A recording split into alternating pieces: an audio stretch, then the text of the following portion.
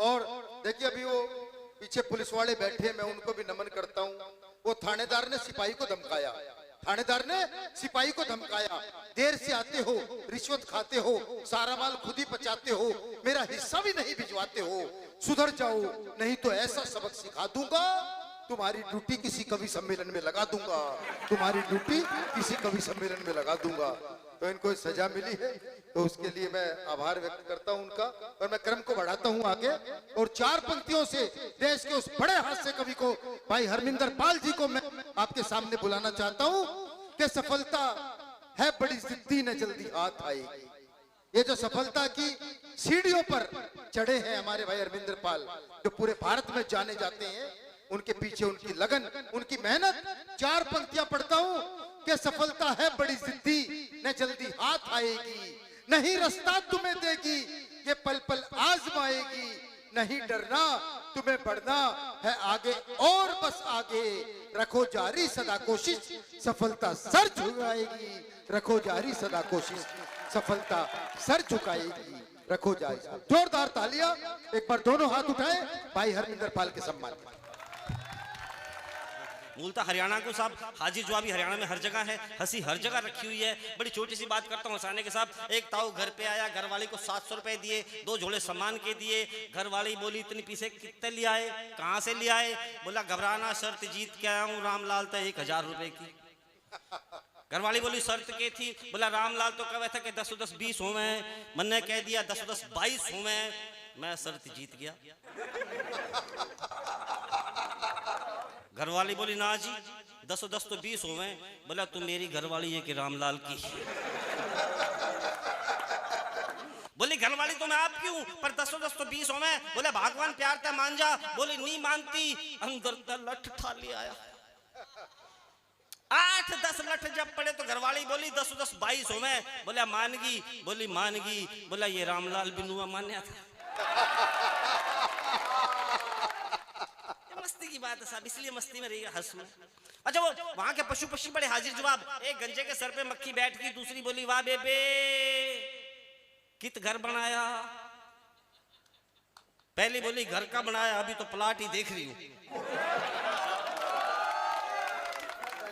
एक बार ताली बजाओ मिलकर, मुझे लगा आप सुनने की मानसिकता में आ गए साहब। बताना चाहता हूं कि हिंदुस्तान में जब से मोबाइल आया बहुत से फायदे हो गए लेकिन बहुत से नुकसान हो गए। फायदे आप जानते हो, नुकसान मैं बता देता हूं। हिंदुस्तान में जब से मोबाइल आया घड़ी खत्म, जानते हो घड़ी खत्म, टॉर्च खत्म, कैलकुलेटर खत्म, कंप्यूटर खत्म, वीडियो गेम खत्म, आदमी का चैन और सुकून खत्म और किसी आदमी का फोन।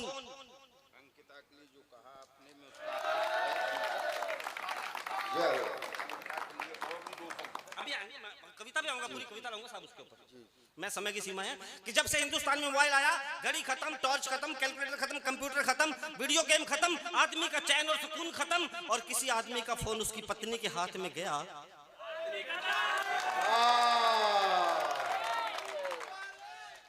जय।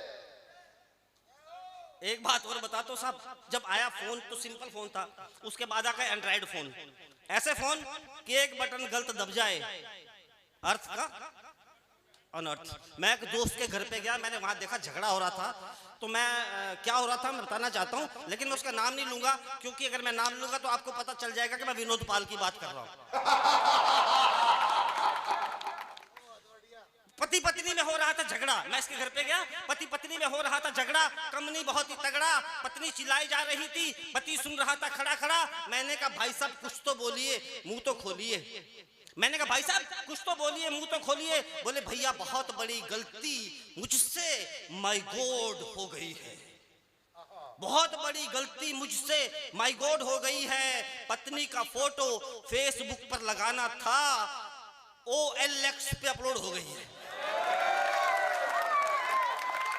पत्नी का फोटो फेसबुक पर लगाना था, OLX पे अपलोड हो गई है। बात यहां तक भी रहती तो समझ जाती, शायद मेरे समझाने पर पत्नी समझ जाती। मुझे नहीं मालूम था, मुझे नहीं मालूम था कि मोबाइल मुझे फिर से दगा देगा।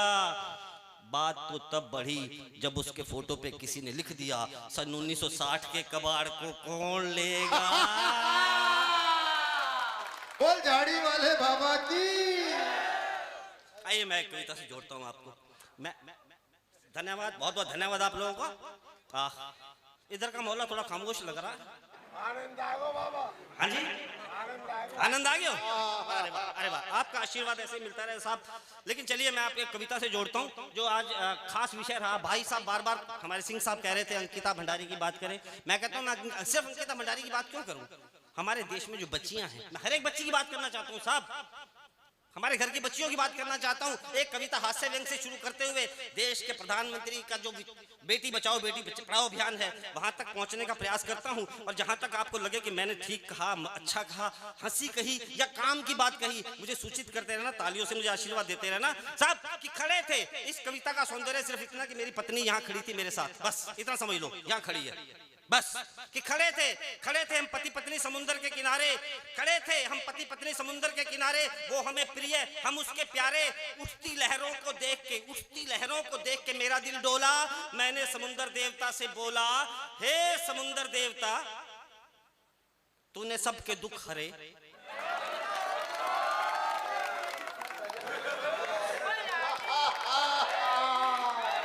मिलके ताली बजाओ तब चलता हूँ यार, ताली बजाओ। हे समुंदर देवता तूने सबके दुख हरे, बड़े बड़े विसर्जन स्वीकार करे, मेरे भी कष्ट हर विसर्जन स्वीकार कर।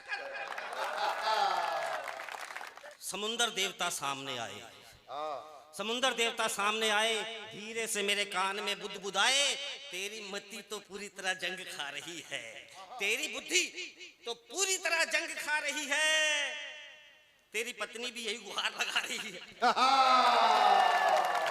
तेरी मति तो पूरी तरह जंग खा रही है, तेरी पत्नी भी यही गुहार लगा रही है। तुम ही तो कहते हो लेडीज फर्स्ट,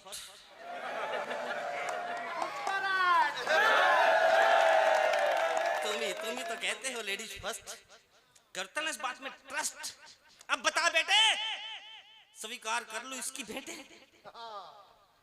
अब मेरी जान को आप बता गए साहब, मैंने जान बचाने के लिए क्या कहा, मैंने कविता को बदल दिया। मैंने कहा हे समुंदर देवता, हे समुंदर देवता, ये सावित्री और सीता का देश है।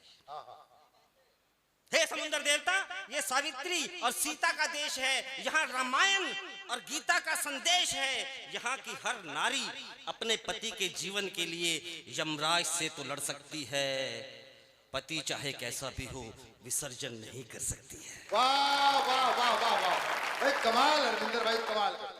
पति चाहे कैसा भी हो विसर्जन नहीं कर सकती है। समुंदर देवता बोले मुझे रामायण की याद दिलाते हो। समुंदर देवता तो खुद रामायण के साक्षी थे।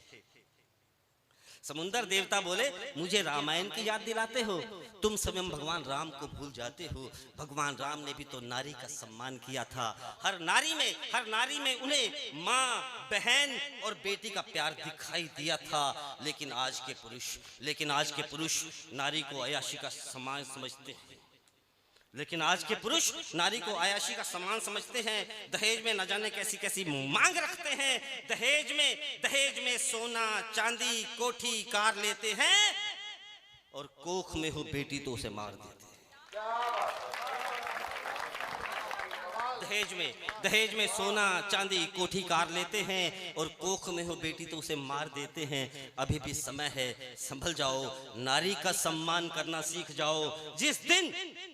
जिस दिन हर पुरुष नारी का सम्मान करना सीख जाएगा, वास्तव में उस दिन भारत महान भारत कहलाएगा। भारत। मैं आपको 6 मिनट में घर की रामायण सुना देता हूँ साहब। घर में महाभारत तो सबके होती है, घर में महाभारत तो सबके होती है, आस पड़ोस में देखने को भी मिल जाती है, लेकिन घर में रामायण होना बहुत मुश्किल काम है साहब। इसकी भूमिका में मैंने एक बात कही, एक पब्लिशर, एक किताब छापने वाले ने एक पुस्तक छापी, नाम रामायण, 300 पन्नों की पुस्तक, कीमत 250 रुपए। सेल्स बॉय रखे हुए थे, सब आते रामायण लेके जाते, जो जितनी बेच के आता अपना हिस्सा रखता, बाकी के पैसे दे जाता। एक दिन एक हकला आ गया साहब, हकला बोला मैं भी रामायण बेचूंगा। पब्लिशर ने कहा रहने दे, तेरे बस की बात नहीं है। बोला मौका तो दे के देख। उसने कहा ठीक है आ जाना। अगले दिन और लड़के भी आए, हकला भी आया, सब रामायण लेके चले गए। कोई शाम को 2 बेच के आया, कोई 3 बेच के आया। हकला 20 ले गया था, 20 की 20 बेच आया। पब्लिशर ने पूछा कैसे बेची? बोला क्यों बताऊं? बोला बता तो सही, तो बहुत बढ़िया सेल्स बॉय है, कैसे बेची? बोला मैं जाके घंटी बजाता था, मालिक आता था, मैं कहता था ये रामायण है, धार्मिक पुस्तक है, 300 पन्नों की है, कीमत सिर्फ 250 रुपए है, तू खरीदता है या पढ़ के सुनाऊं?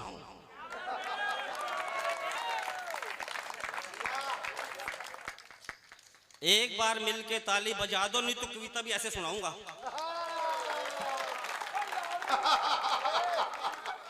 आइए मस्ती में आ जाइएगा साहब, पूरी मस्ती में आ जाइएगा कि पहले दिन रामलीला देखने के बाद जब मैं घर पर आया तो मेरे बेटे ने कुछ इस तरह से फरमाया कि पापा हम जो भी रामलीला में देख कर आएंगे वही अपने घर पे करके दिखाएंगे। जैसे कि आज राम जन्म हुआ है, आप सोचिए आपके घर में भी बेटा पैदा हुआ है। मैंने कहा वो तो ठीक है, पर मैं राजा दशरथ नहीं बन सकता। वो तो ठीक है पर मैं राजा दशरथ नहीं बन सकता, क्योंकि राजा दशरथ तो बड़ी हिम्मत वाले थे, 3 पत्नियां संभाले थे। राजा दशरथ तो बड़ी हिम्मत वाले थे, 3 पत्नियां संभाले थे। यहाँ तो एक भी भारी पड़ रही है, जिंदगी मुश्किल में गुजर रही है, कानूनी बंदिश होने के नाते से दूसरी ला नहीं सकता, और कहीं एक्सचेंज ऑफर नहीं है इसलिए बदलवा नहीं सकता। दूसरे दिन बेटा बोला आज आप राम बनोगे, मम्मी ताड़का बनेगी। दूसरे दिन बेटा बोला आज आप राम बनोगे, मम्मी ताड़का बनेगी और आपके हाथों से मरेगी। मैंने कहा तू क्या गजब ढा रहा है, मैंने कहा तू क्या गजब ढा रहा है, केकई को ताड़का बता रहा है। मैंने कहा तू क्या गजब ढा रहा है, केकई को ताड़का बता रहा है, और तेरी जबान बड़ी चलती है, माँ क्या तुझे राक्षसों के खानदान की लगती है?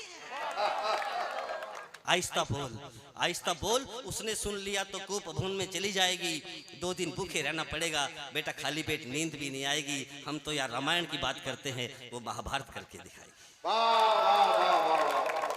अगले दिन बेटा बोला बंद करो ये मुस्कुराना, आज आपको पड़ेगा वनों में जाना राम वनवास देखने के बाद। इन पंक्तियों से पहले मैं आपको बता दूं मैं मूलतः हिसार का हूं, मैं व्यवसाय के सिलसिले में दिल्ली रहता हूं और मेरे माँ जी बाबू जी हिसार में रहते हैं। मैं हर समय सुख दुख में उनके पास नहीं होता हूं, तो मुझे कहीं ना कहीं ये एहसास होता है कि मैं दिल्ली में रहकर भी वनवास काट रहा हूं। बेटा बोला बंद करो ये मुस्कुराना, आज आपको पड़ेगा वनों में जाना। मैंने कहा 30 साल पहले छोड़ कर आया था हरियाणा, जिस तरह भगवान राम को माँ बाप की आज्ञा से पड़ा था वनों में जाना, उसी तर्ज पर हमारा भी तो हुआ था दिल्ली में आना, और उस दिन से आज तक वनवास ही तो काट रहा हूँ। क्या बात है, वाह वाह वाह वाह वाह वाह। उस दिन से आज तक वनवास ही तो काट रहा हूँ। बेटा बोला पर भगवान जी तो जंगलों में गए थे, यहाँ जंगल कहाँ है? अब इन पंक्तियों में जिसे हम देश का दिल, महानगर, राजधानी, इंद्रप्रस्थ, दिल्ली, ना जाने किस किस नाम से संबोधित करते हैं, मैं उसका चित्र दिखाना चाहता हूं आपको, शब्द चित्र। और मैं आपसे निवेदन करता हूं कि मेरी पंक्तियों के बीच में ताली मत बजाइएगा साहब, प्लीज। मेरी पंक्तियों के बीच में कोई ताली मत बजाना। हाँ, जब पंक्तियां खत्म हो जाए और आपको लगे कि मैंने सही चित्र दिखाया है तो कोई हाथ खाली ना बचे, दोनों हाथ उठा के ताली बजाना। और अगर लगे कि मैंने गलत चित्र दिखाया है तो मुझे हूट करना, कुछ ना कुछ जरूर करना, क्योंकि गुरु चाणक्य ने कहा है समाज को देश की दुष्टों से इतना नुकसान नहीं हुआ जितना देश की सज्जनों की निष्क्रियता से। आप सज्जन लोग बैठे हैं, निष्क्रिय मत रहिएगा। कि बेटा बोला बंद करो ये मुस्कुराना, आज आपको पड़ेगा वनों में जाना। मैंने कहा 30 साल पहले छोड़ कर आया था हरियाणा, 30 साल पहले छोड़ कर आया था हरियाणा, जिस तरह भगवान राम को माँ बाप की आज्ञा से पड़ा था वनों में जाना, उसी तर्ज पर हमारा भी तो हुआ था दिल्ली में आना, और उस दिन से आज तक वनवास ही तो काट रहा हूँ। बेटा बोला पर भगवान जी तो जंगलों में गए थे, यहाँ जंगल कहाँ है? तो मैंने कहा बेटा किसी दिन पूरा दिल्ली घुमाऊंगा। बेटा किसी दिन पूरा दिल्ली घुमाऊंगा, तुम्हें 2 टांगों पर चलते जानवर दिखलाऊंगा। किसी दिन पूरा दिल्ली घुमाऊंगा, तुम्हें 2 टांगों पर चलते जानवर दिखलाऊंगा। संवेदनाहीन जानवर, मानवता विहीन जानवर, गर्दन और जेब काटते जानवर, दीमक की तरह देश को चाटते जानवर, कानून से करते खिलवाड़ जानवर, अबलाओं की इज्जत पर करते वार जानवर, रक्षक से भक्षक बने जानवर, गरीबों के खून से सने जानवर। जहां इतने खूंखार जानवर रहते हैं उसे जंगल नहीं तो क्या शहर कहते हैं।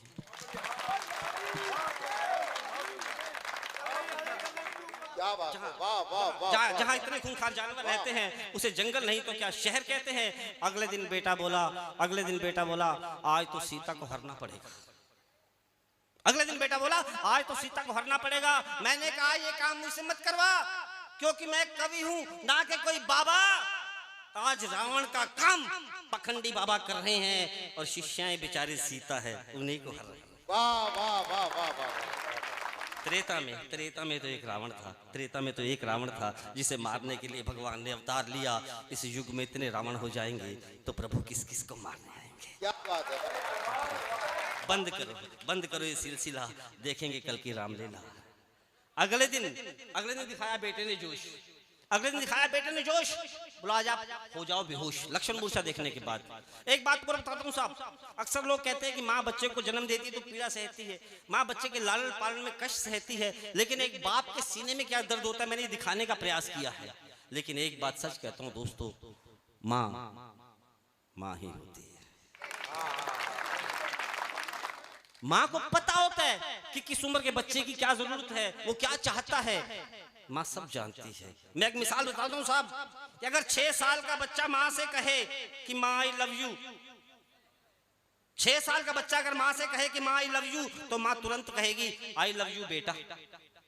अगर 12 साल का नौजवान माँ से कहे कि माँ आई लव यू, तो माँ कहती है पैसे नहीं मेरे पास, अपने बाप से बात कर। लेकिन अगर 26 साल का नौजवान माँ से कहे कि माँ आई लव यू, तो माँ पूछती है कौन है, कहाँ रहती है, बता मैं तेरे पापा से बात करती। लेकिन 36 साल का नौजवान अगर माँ से कहे कि माँ आई लव यू, तो माँ कहती है पहले ही कहा था इससे शादी मत कर, दुखी होगा, आया रोता हुआ मेरे पास। लेकिन अंतिम बात बताता हूँ साहब, और अगर आपको लगे कि मेरी बात बिल्कुल सही है तो फिर से कहूंगा दोनों हाथ उठा के ताली बजाना। अगर 56 साल का नौजवान माँ से कहे माँ आई लव यू, तो माँ कहती है अब मैं किसी कागज पर साइन नहीं करूंगी। क्या बात है, वाह वाह वाह वाह वाह वाह वाह वाह वाह। अगले दिन दिखाया बेटे ने जोश, बोला आज आप हो जाओ बेहोश, मैं आपका हुक्म मानकर दिखाऊंगा, आपके लिए संजीवनी लाऊंगा। तो मैंने कहा बेटा मैं तो उसी दिन से बेहोश हूं जिस दिन से होश संभाला है। मैं तो उसी दिन से बेहोश हूं जिस दिन से होश संभाला है। मैंने तुम्हें बड़े चाव से बड़े लाड से पाला है, लेकिन हर महीने फिर बेहोश हो जाता हूं जब तुम्हारे स्कूल की फीस भरने जाता हूं। अब तू जब बड़ा हो जाएगा, अब तू जब बड़ा हो जाएगा, अपने पैरों पर खड़ा हो जाएगा, मेहनत और ईमानदारी रूपी संजीवनी लाएगा, तब तेरा बाप होश में आएगा। खैर रामला का आखिरी दिन आया, सबने मिलकर रावण को जलाया। मैं अंतिम बंदे के अपना स्थान लेना चाहूंगा और आपको लगे कि मैंने आप ही का दर्द समेट के आप ही के सामने रखा है तो मुझे तालियों से विदा कर देना साहब, बस इतना ही चाहूंगा। खैर रामला का आखिरी दिन आया, सबने मिलकर रावण को जलाया। तब मैंने बेटे को समझाया कि सिर्फ रावण ही नहीं, हिंदुस्तान का हर आम आदमी जल रहा है। सिर्फ रावण ही नहीं, हिंदुस्तान का हर आम आदमी जल रहा है। कोई सब्जियों के दाम से, कोई बिजली के बिल के झटकों से, कोई पेट्रोल की कीमतों से, कोई पानी के मटकों से, कोई गैस के सिलेंडर से, कोई आलू और चुकंदर से। हिंदुस्तान का हर आम आदमी तिल तिल जल रहा है। रावण तो जलकर अगले साल फिर खड़ा हो जाता है, लेकिन आज का आम आदमी जलता ही जाता है, जलता ही जाता है, जलता ही जाता है। जय हिंद, जय भारत।